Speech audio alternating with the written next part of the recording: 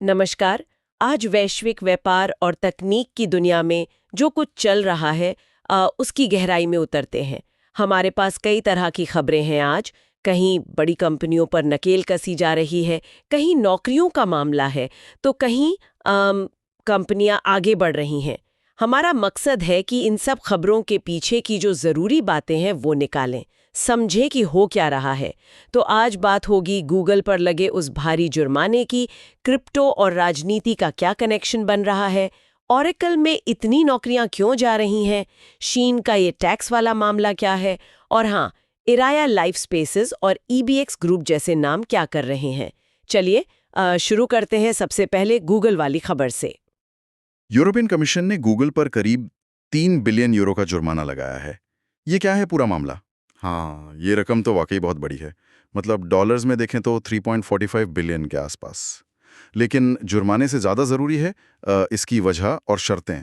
European commission का कहना है कि गूगल ने एडटेक मतलब एडवर्टाइजिंग टेक्नोलॉजी वाले बाजार में अपनी ताकत का गलत इस्तेमाल किया है।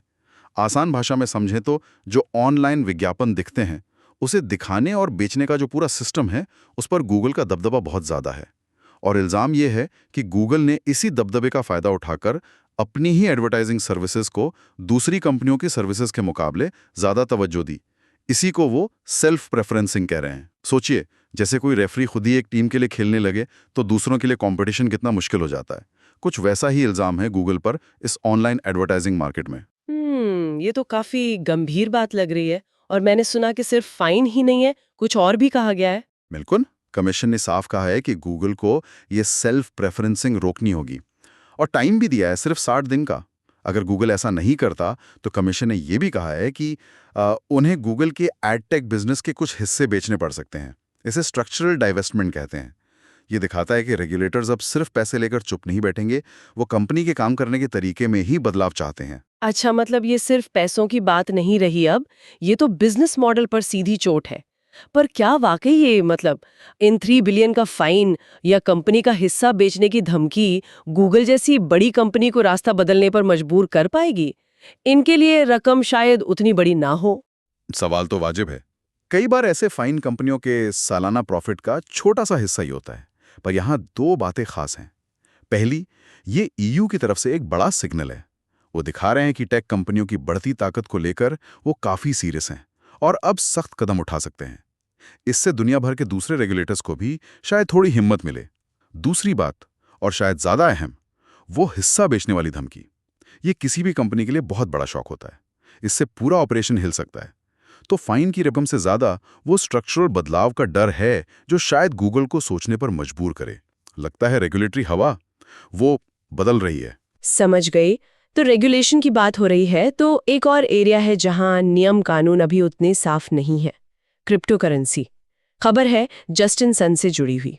वो क्रिप्टो की दुनिया में जाने जाते हैं और डोनाल्ड ट्रंप के समर्थक भी हैं। क्या है ये मामला? हाँ, जस्टिन सन का दावा है कि डोनाल्ड ट्रंप से जुड़ा एक प्रोजेक्ट है, वर्ल्ड लिबर्टी फाइनेंशियल। इसके कुछ क्रिप्टो टोकन WLFI हैं जिन्हें उनके मुताबिक गलत तरीके से फ्रीज कर दिया गया है। मतलब उन पर रोक लगा दी गई है। लेकिन उन्होंने इस दावे के सपोर्ट में कोई खास सबूत या ज्यादा डिटेल नहीं दी है, बस एक आरोप लगाया है। बिना सबूत के आरोप, तो इसका क्या मतलब निकालें?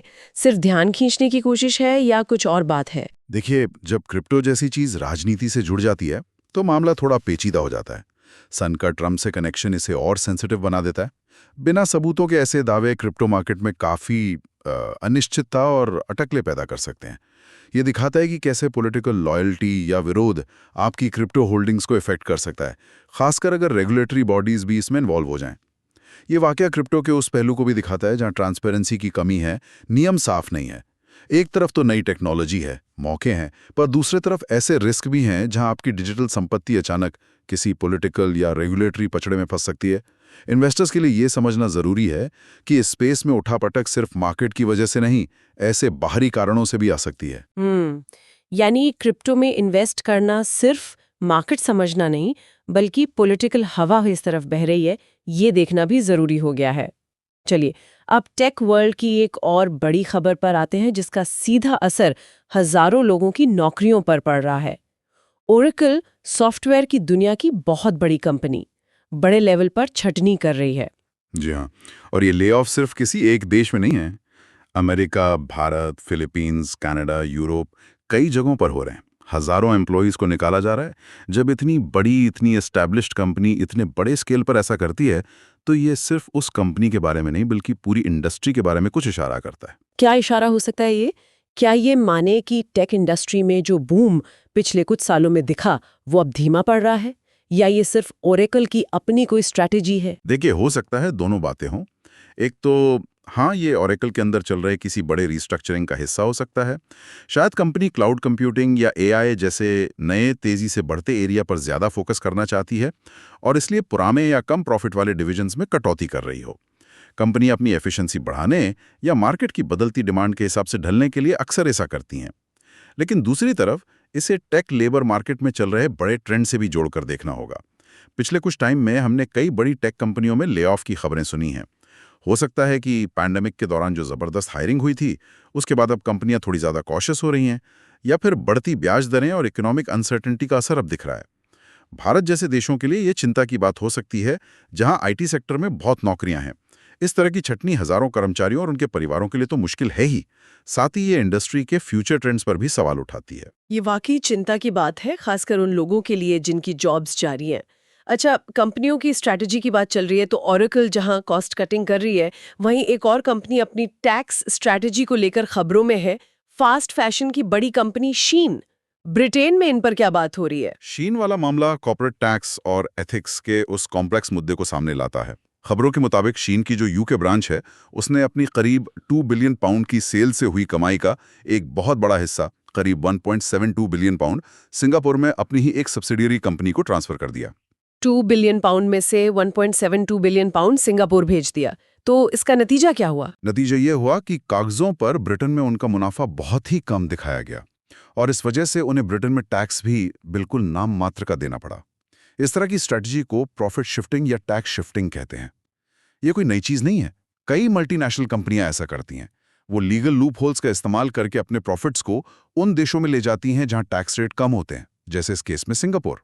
लेकिन क्या ये सही है? मतलब अगर कोई कंपनी किसी देश में अरबों का सामान बेचकर पैसा कमा रही है, तो क्या उसकी कोई नैतिक जिम्मेदारी नहीं बनती कि वो उस देश में ठीक-ठाक टैक्स भी भरे, भले ही कानूनी तौर पर वो इससे बच सकती हो?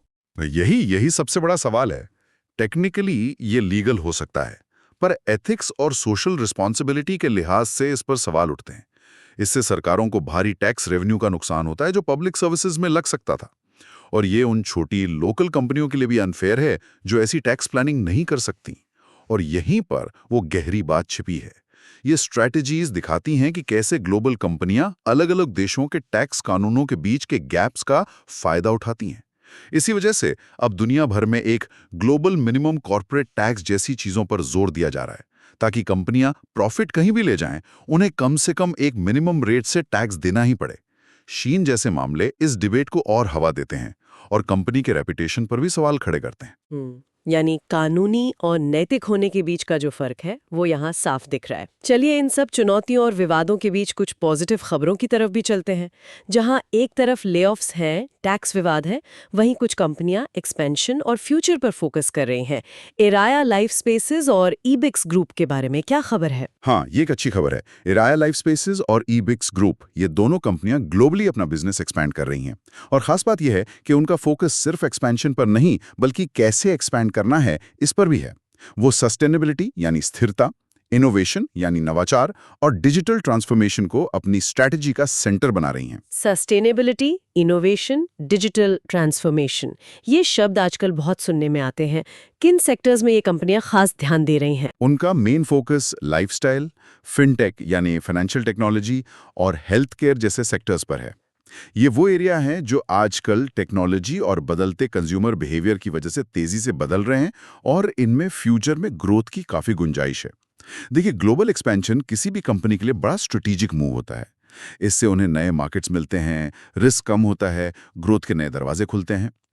एराया और इबेक्स का सस्टेनेबिलिटी और डिजिटल बदलाव पर जोर देना ये दिखाता है कि वो सिर्फ आज के प्रॉफिट के बारे में नहीं सोच रहे, बल्कि फ्यूचर के लिए एक मजबूत और जिम्मेदार बिजनेस बनाना चाहते हैं।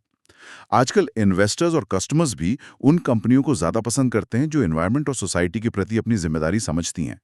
ये खबर ओरेकल के लेऑफ्स जैसी खबरों के बिल्कुल उलट है और दिखाती है कि चैलेंजेस के बावजूद आगे बढ़ने और पॉजिटिव बदलाव लाने की कोशिशें भी हो रही हैं।